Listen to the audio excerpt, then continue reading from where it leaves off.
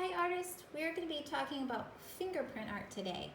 So for this project you're going to need a damp cloth. It can be a washcloth or a paper towel or a napkin. You're going to need some markers. Any kind of markers will work as long as they're not permanent. You're going to need something to draw with, either pencil or another marker. And then you're going to need a piece of regular paper. It could be notebook paper, lined paper, whatever you have. And we're going to get some ideas from this book. So fingerprinting, just like it sounds, is when you use your fingers to make prints on a piece of paper.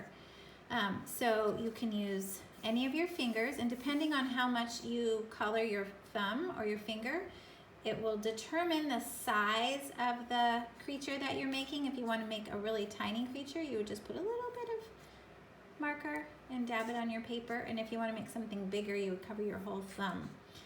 So this is one of those times when it's okay to draw on your hands, because you can make all kinds of creative creatures using just your thumb and your fingers. So if you want to make something that's walking, you would use the side of your thumb or your finger.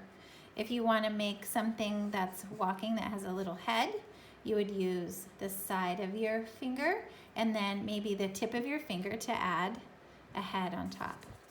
And a dog, the same thing. Your thumb and then a finger to add a head.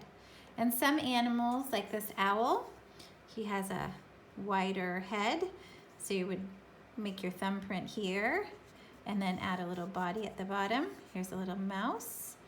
And some other ideas, bird. You can have a bird looking sideways.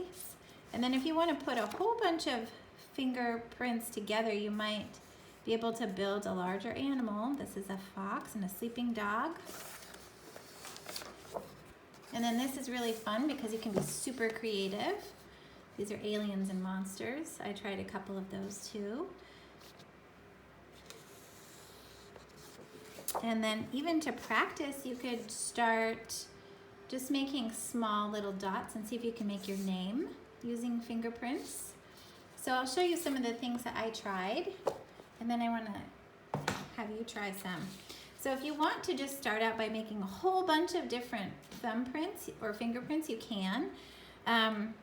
I started with 3, and then I kept adding more, just sort of as I got more ideas. So you can make something just as simple as a little bird and add a beak with your drawing tool. These are 2 little cats having a conversation. This is a bunch of different aliens and monsters gathering together. You could even draw some things from nature.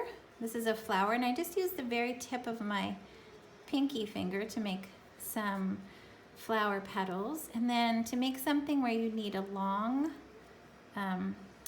print, you would use the side of your finger, and I'll show you guys how to do it. And this is a little clover leaf. You can make insects, butterflies. You can make just about anything using just your thumbprints.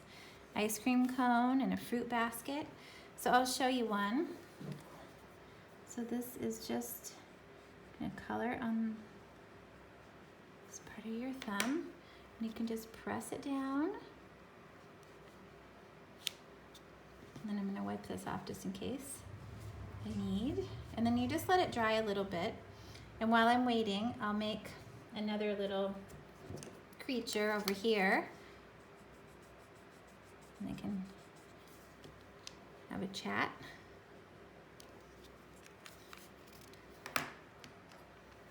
Let's see. So I'm going to make this into a little ladybug.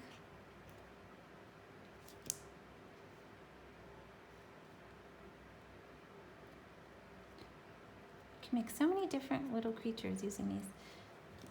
Here's another little guy.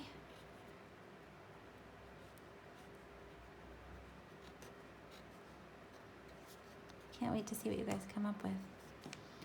Yeah, and any marker will do, even the dry ones. If you have a marker that's dried out, you can just get your thumb wet and just a little bit so that the paint from the marker will come out.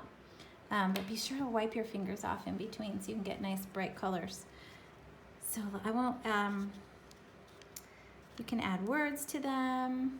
You can add different designs to the ants. So if you start out with making a bunch of ants, you could add little spots to the ants. You can just keep coming back and adding different things. Can't wait to see what you come up with.